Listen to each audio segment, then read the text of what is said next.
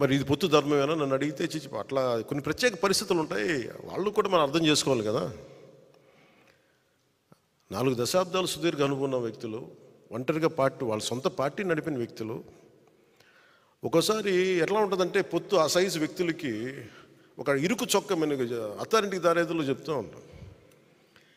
ఒక బలమైన వ్యక్తికి సరిపోయిన కోటేస్తే కొంచెం ఇరుగ్గా ఉంటుంది కదా, టైట్గా ఉంటుంది. అలాగే ఒకసారి పొత్తు ఆ స్థాయి నాయకులకి చాలా ఇబ్బందిగా ఉంటుంది ఒక్కోసారి.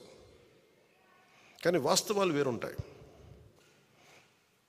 క్షేత్రస్థాయి పరిస్థితులు వేరుగా ఉంటాయి. అందుకని ఒక్కోసారి అనుభవం ఇటు ఒకసారి గబుక్కుని ఒక మాట అన్నిస్తుంది.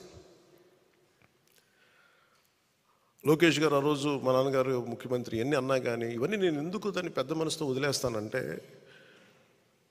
ఒక పార్టీని 3 దశాబ్దాలు నడిపి 3 సార్లు ముఖ్యమంత్రులుగా ఉండి అలాంటి కుటుంబం నుంచి వచ్చిన వ్యక్తులు సహజంగా గబుక్కుని ఒక మాట వచ్చేస్తుంది.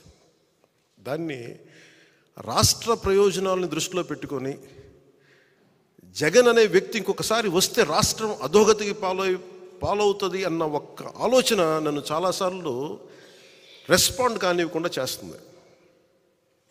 వాళ్ళు అలా మాట్లాడారు కదా, మీరు ఇలా మాట్లాడచ్చు కదా అంటే అదే కదా తేడా అని చెప్తాను నేను.